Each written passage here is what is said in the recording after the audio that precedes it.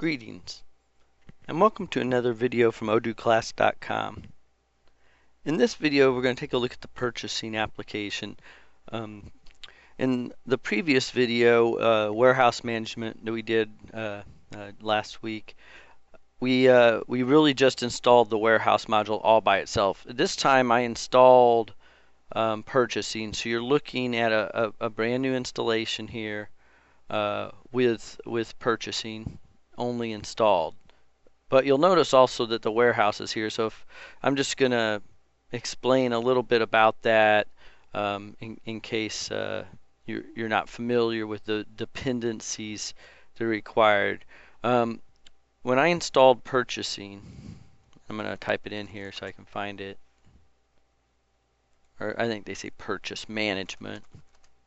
So, yeah. What's going to happen is in these, when you install them, there's always dependencies within these, and you'll notice that you can't see here what these dependencies are. If we go down to apps and type in purchase again, part of this is like if I would have to actually uninstall it, I guess, at this point to see the dependencies.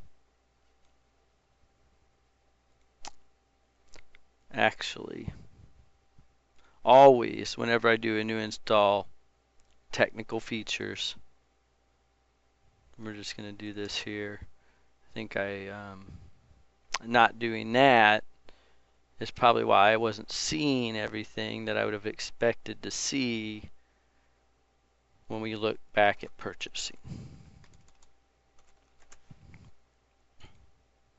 And certainly that's what it was. Okay, so you saw that before we couldn't see these tabs, and it was because I didn't have the technical features turned on, even though I'm an administrator. So whenever you install a new database as an administrator, you just might as well get in the habit of going in and turning on those technical features. But what I wanted to show you here is some of the information here. You'll notice it added at the top here the information about it if you wanted to go to Odoo and find out more information on the purchasing module.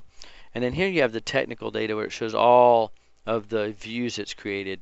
But most importantly, what I wanted to show you is these dependencies: stock account and report, and then you can also see the installed features here and the defined report. So this kind of shows you inside of your configuration what is created when you install this module. And you'll notice that there's a dependency now down here, the dependencies. Now I don't want to get too much into this, but if I click this dependency, you'll notice that it has a dependency. So stock account is dependent on WMS accounting, and so if I click that, and you'll see it in the background show up here, we can see that this is really the new accounting module of Odoo 8. They've renamed it WMS accounting. Now if we click on this technical data, you'll see that it has dependencies as well, as including stock. And so if I click on stock, this gets me to the final place where I wanted to get to, where you'll see that we have this dependency of warehouse management. So in the previous video, we installed this warehouse management by itself. That's all we installed. And in this video, I started out by just installing purchasing. But because of the way Odoo works, it sees these dependencies. And so the purchase management knows it's dependent on the stock account. And if I click that, it knows that this particular module is dependent on WMS accounting. And then it knows in here that WMS accounting is dependent. I might have gotten us backwards. I should have said this. This is the dependency. Warehouse management is the dependency of stock. Now, this is somewhat important to understand, because when you install an application, what that means, and when we go back and look at these modules, that warehouse management is installed. And when I came into this video, all I had installed was purchase management. This module right here, and so it automatically installed the warehouse management features as well. And one of the things you can do is go up here under filters and click installed, and now it'll limit this to all the apps that were installed. So we got our warehouse management, we got our purchase management, and why don't we see the stock and all that? Well, in the other dependencies, it's because we got apps checked. So if I uncheck that, now you're really going to see everything. So there's our WMS accounting layer. If we look further down, we should see stock in here somewhere. But what I'm trying to get to show you is that when you're functionally using Odoo and you're working with different modules, it's important to kind of know what dependencies you have to work with. So with that said, let's move on past that, but just realizing that when you install purchasing, you're also going to get warehouse management. It's going to come with it. And like I said, we already have a video available for warehouse management. You can find it right on the website. Probably should be right next to this video. And so what we're going to do now is we're going to work with purchasing, and we're going to first look at the purchasing module, and then we're going to do a little bit on how it integrates and flows into this warehouse application that we worked in the last video. So purchasing, you'll notice that when you click on it by default, it's going to bring up this request for quotation. So this is where you would create a draft purchase order to purchase goods for your company. Now, this is a new installation. I always like to start out fresh, so these videos are somewhat self-contained. So I'm going to go down to products, and we're going to be a toy company today, and it's Christmas coming up, buy some toys. So let's say race car is one of the products we're going to have to buy. And you'll notice down here, one of the first things is that you have to decide whether this is going to be a stockable product, a consumable, or a service.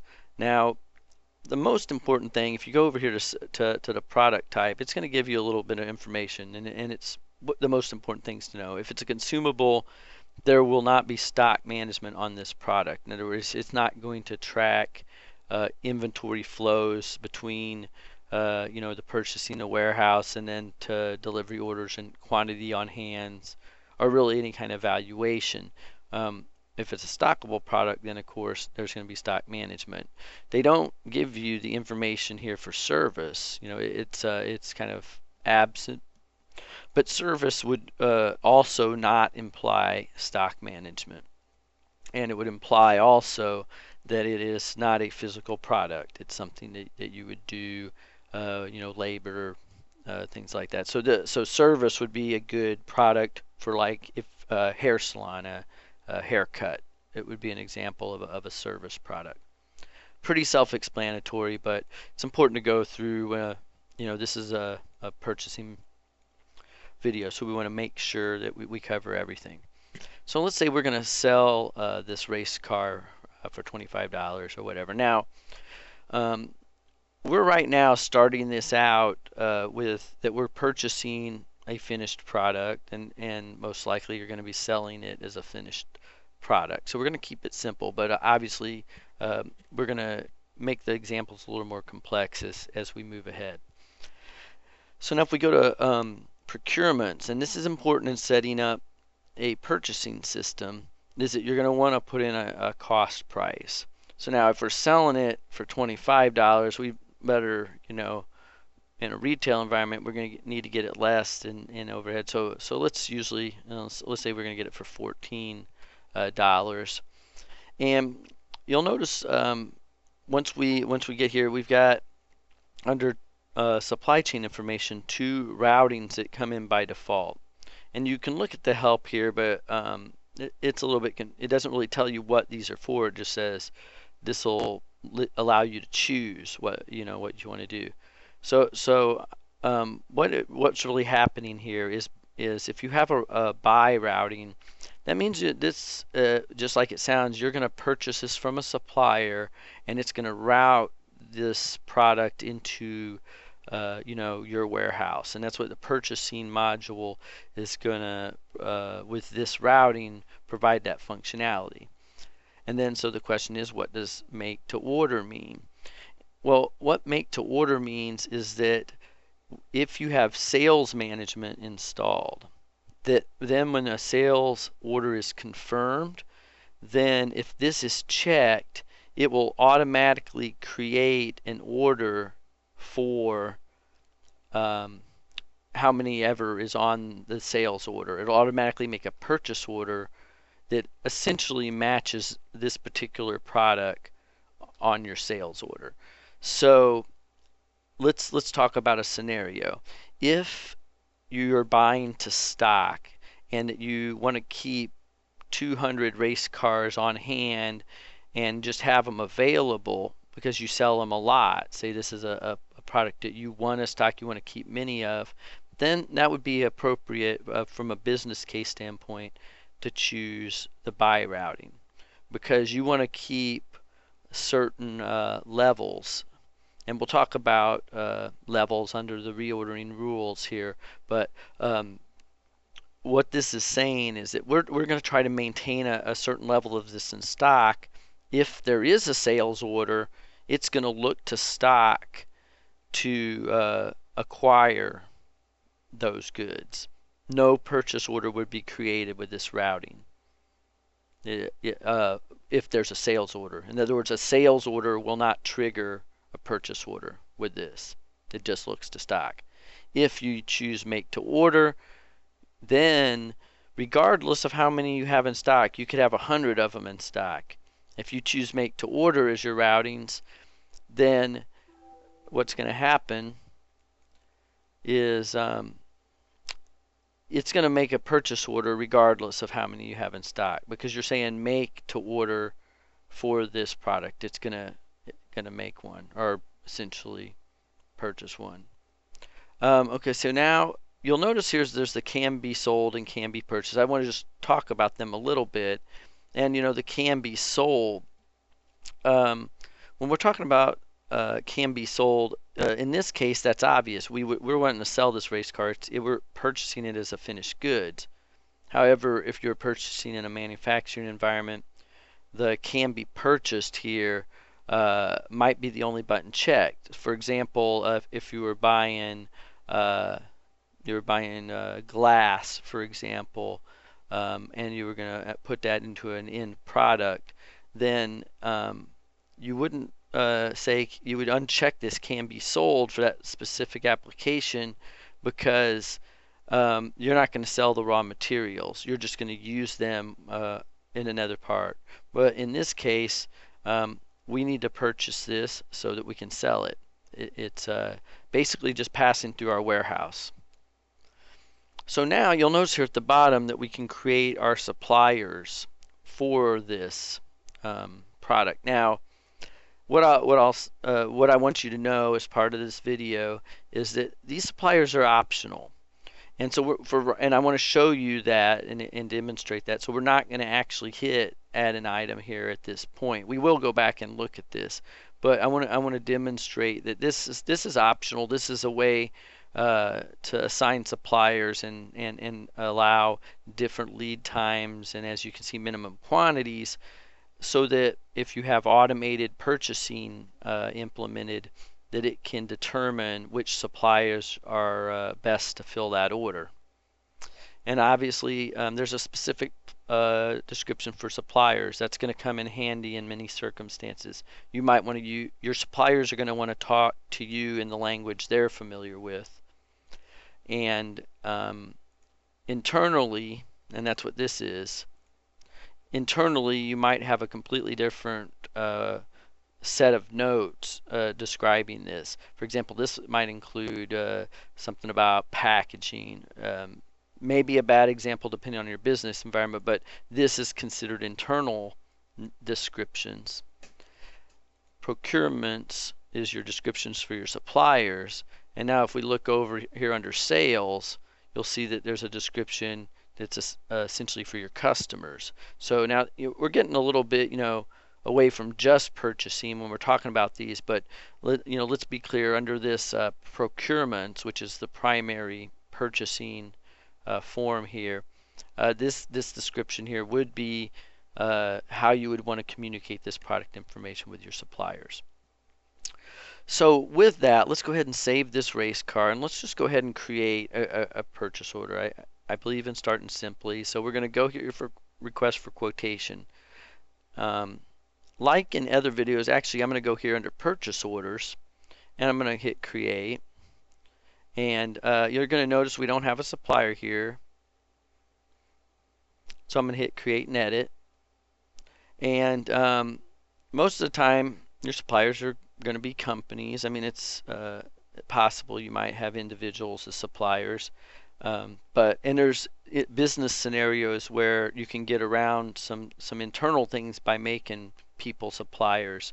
It's actually inevitable in some companies that even employees that work for the company might end up somehow becoming a supplier if they are somehow, like, for example, it can be as simple as reimbursements in some workflows, for example, of where the employee needs to be cut a check out of AP rather than out of payroll, would be an example of where you might not have a company as a supplier, and in fact that supplier would be internal. But let's say in this case it's going to be Acme Toys is going to supply this this particular race car, and we'll just throw in a couple of numbers here.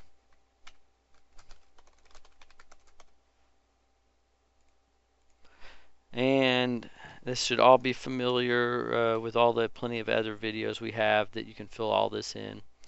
We're going to hit save so that it'll fill our supplier in. Now, supplier reference will typically in a business scenario is going to be their quote number. So if you've already talked to them and they've given you a price, or they have given you some document that says, this is what your bid is, you might type that number in here. So it might be Acme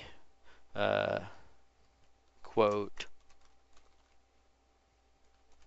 9582. So this would then reference back to the quote in their system where they've provided you.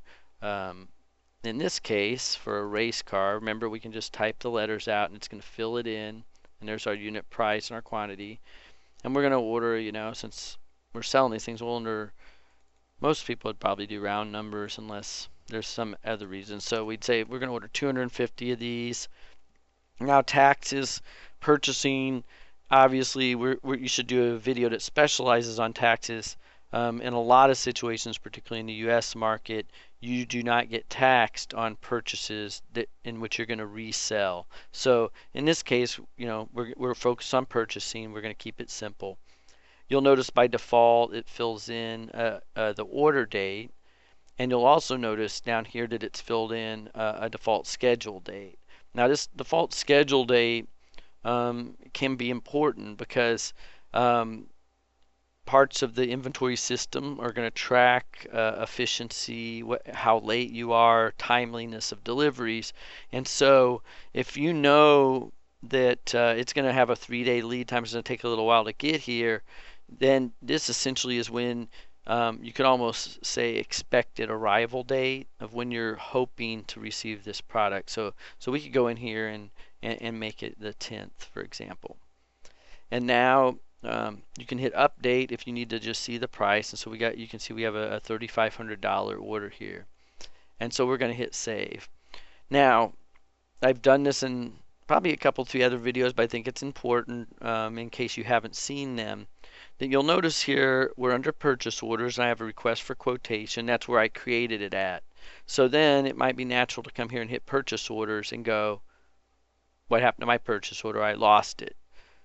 It's deja vu for many of you if you've seen my other videos, but what's happened is it's still in a draft mode. So it's up here under request for quotations. Whether you create an order here or you create an order here, you are doing exactly the same thing. There's no difference in that functionality between this menu and this menu and that create button. What the difference is this record is in a draft state. This is in a draft mode. Now, purchasing can become a complex process, and what I'm going to try to do is give you a good overview that we can get through, and it's you don't have to sit here and watch hours and hours and hours. We'll make more advanced videos. So this is kind of like purchasing 101, and later we'll come back and do more advanced videos. But I am going to discuss what this means over here, the send RFQ by email and the print RFQ. What this is a request for quotation, and it's actually formed in this way. And what you would use these buttons for is if you're not convinced that it's just Acme Toys that you wish to purchase these from. Instead, you might want, and you can see bid received on and bid value, you might want to have multiple suppliers bid on these 250 race cars. Perhaps there's 5 or 6 different distributors you can get these from, and because there's enough quantity, you believe it's worth the time and the resources to do a request for quotation in which you would send this out to maybe 5, 6, 10, or how many ever suppliers to see if you can which one will give you the best price or the best terms. And then you can go here in this tab, you'd edit it and go ahead and put in that the date it was bid was we haven't received the bid yet. You'll notice this is blank and it knows we haven't received it, but we can say that it'd be valid until a certain date. But if you hit this, we're going to skip this now, but if you did hit this print RFQ, it's going to change the workflow so that it's going to go here to the RFQ and wait for the bid to be received. And then when you receive the bid, it's going to go here and mark that the bid's received. So we might go into this a little more detail. If anyone's confused, email us and we'll go further into what this RFQ bid received component means. But what's going to happen is if either of these buttons are pressed, then you're saying that I really am not working with one supplier. I want to get multiple suppliers. I want to take bids, and I'm going to receive bids and mark which ones are received. And then once you've found the bid you want, you're going to confirm the one you want to choose. And so that's what we're going to do with this. We're going to, in this case, just purchase from Acme Toys, and we're going to confirm this order. So when I hit confirm order, you'll notice it skipped over these because we didn't send out a request for quotation. We just went ahead and purchased. And you'll notice now that it shows that purchase order, number 1. This is a brand new installation. And just get it on here so we can see this. You'll notice that even though we're on request for quotations now, we kind of have the reverse effect. If I hit request for quotations, now it's empty here. And in order to see this purchase order, we can see it now under this menu. And you'll see that our purchase confirmed status is on. So now you'll notice that here I'm not seeing our source document. I see supplier reference. So just so that I want to explain this here. You'll notice there's no place for source document here and here. So what's up with this source document? It's in the list view. I'm sorry. Yeah. What this would mean, and it actually tells you right there, is if a sales order had created this request for this purchase order. So somebody buys 5 race cars, and you have inside of the race car this make to order button, then it's going to create that purchase order And inside of your purchase order here, you'd see your sales order number listed. And again, we will keep getting more advanced, and we'll do likely another video where we'll bring sales management in, and we'll focus on sales management and then show how that ties in here to purchase orders. So now, once we've confirmed, you'll notice, first of all, obviously we're on purchase confirmed here, but we've also got one in shipments and one invoices. So once you've hit that confirm button, two things have happened. Two documents have been created. You get a shipping, incoming shipping document in shipment. So I can click this and see it. This is the transfer waiting for these 250 race cars to come into stock. And you'll notice that it says available. Now, what that means by available is that it's ready here to receive these products when they show up at your dock. It doesn't mean that it knows they're here. It means that for this purpose, in this particular document, it's available. And you'll notice if I put my mouse over this, it's showing the statuses there: new, waiting another move, waiting availability, available, and done. When you're purchasing from a supplier, there is no waiting for availability. Waiting for availability or waiting for another move, those would be applicable to a manufacturing process. So you have a manufacturing order, it could have a status waiting availability. A delivery order, for example, where maybe they've purchased the race car and they're not in stock yet, then you would be awaiting availability. But because this is from a supplier, it's coming from a supplier, and the destination already filled in is going to go into your warehouse stock location, it's assumed it's available, meaning that they are going to basically are available to send it to us. So now this is in a waiting point. Before we look at this, let's jump back to the purchase orders. I'm going to remind you, if you haven't seen it in another video, that you got breadcrumbs up here that you can go back to the purchase order by clicking it. Never use this back button. Just another little tip. Just stay away from up here, and that probably goes for any web application. But you'll notice that was the other document. The other document you're going to get is a draft invoice, because if you purchase something, there's a really good chance you're going to have to pay for it. So a draft invoice gets created. You'll see that in this draft invoice that the payment reference that we had here gets pulled through.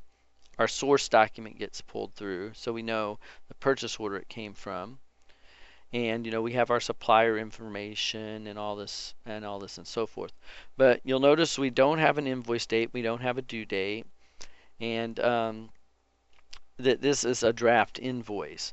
So now we're going to go ahead and do the invoicing side, because we're already here, and finish up this part of the workflow. So now when I hit validate invoice, so we're going to assume that in all honesty, I'm not going to do this in the order that I just said, because you know, in most cases, in order the ideal workflow is a three-way match between the purchase order, which we have right here. I should have used a breadcrumb as an example, but we have our purchase order right here.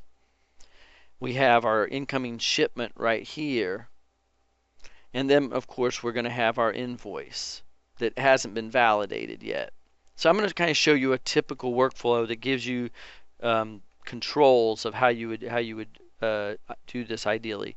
So you don't really want to validate that invoice and create an AP, accounts payable, until you've got the product. I mean, that would be an ideal situation as a purchasing system, that you're waiting for these to come in, and you got your 250, and we're going to assume that the order arrived correctly, and we're going to say then therefore transfer. So when the product's arrived at the dock, somebody's ready to receive it, they're going to look in the box, they're going to count them up, do some kind of assurance that this is what is expected, and so we click transfer. Now it's going to bring up another screen here. And the reason that it does this, a major reason, is that sometimes there's not the full amount. Maybe they only sent you 230, you count it up and it's wrong. But in this instance, we're just going to do a full, we're going to assume they're all there. We're going to keep it pretty simple for this, initial purchasing video. And you'll notice our source location is partner location suppliers, and our destination location is warehouse stock. And if you remember, in our other video, in our warehouse video, even if you haven't seen it, I'm going to explain a little bit about it here, is that every transaction of moving product in Odoo involves, much like in accounting, a double entry. In other words, it's always going to come from somewhere and then it's going to go somewhere else. If in every situation. So we're pulling 100 from a supplier location. This is not our location, but it's pulling 100 from there, so then we have 100 to put here. And that's going to work this way throughout purchasing and through warehouse management, out through delivery orders. There's always going to be a double entry. If you're pulling from one location, just like you would think in accounting, that'd be if you're pulling from one account, you're going to have to debit one account, you're going to have to credit another account. In this case, where you could say in accounting terms where putting a debit against this account and a credit against this account or whatever would be the signs for that account. But you're always going to have coming from one location to another location. So we hit apply, and you'll notice that it jumps right to transferred because we did them all. We don't have partially available or anything like that. So now this is done. These are in our warehouse. We've stocked them in this location. Toys are arrived, they're on the shelf. So now let's go back and look at our purchase order again, and now let's look at our invoices. Now, we have our 250 quantity here, and we have our amount here.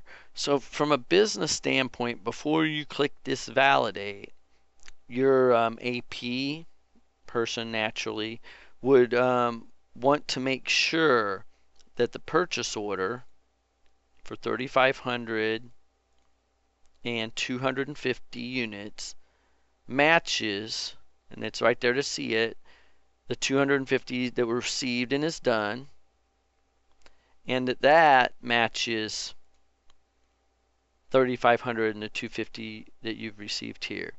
This is called a three-way match. That your purchases, what you expected, I'm going to click the birdhouse, what you expected to pay, what they quoted you and you've committed to, naturally needs to match your invoice. You don't want, if this isn't matching, there's a problem.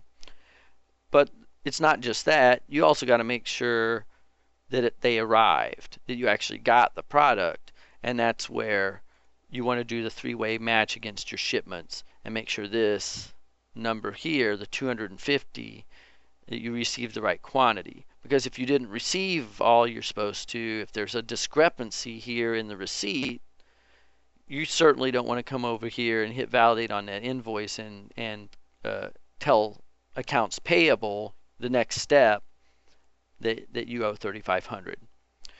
But like in this case, when they all match, which hopefully that's the rule and that it's an exception when this is off, when that's all correct, you hit validate. And now we actually have an open invoice, meaning that our accounts payable now has gone up and we owe this money. We actually owe this, and it's no longer in a draft state. Now, at that point, I think I do want to go here and spend just a bit, and you'll notice that we don't have any accounting visibility here. In other words, if I go to where's my GL, where can I look at my I mentioned that AP has gone up, but if I look under invoicing, I look under purchasing, I look under warehouse, and we're not seeing AP. And so I am going to take this opportunity to explain it. For most companies, I would say 99%, you're going to want to install accounting and finance. And so we're going to go ahead and do that so that we can walk a little bit closer to see what's happening behind the scenes, what they're doing by not including accounts and financing is they're basically hiding from you some of the complexities of double entry accounting. But like every time you install a module, you should probably come up here and shift refresh so that it can redo the menus. And one of the things you'll notice is that once you install accounting and finance, it essentially changes this menu to no longer say invoicing, it says accounting. So now that we got accounting instead of invoicing, you'll notice there's a lot more stuff here. And even though I haven't done anything different, I didn't change or do anything after installing the module, if we go down here to accounts and open them up, you're going to see here on our balance sheet a $3,500 credit, meaning that we're $3,500 in the hole already, and minus 3,500. If we go down here under liabilities, you'll see under our credit column that we owe 3,500. Our accounts payable is up, and if you notice.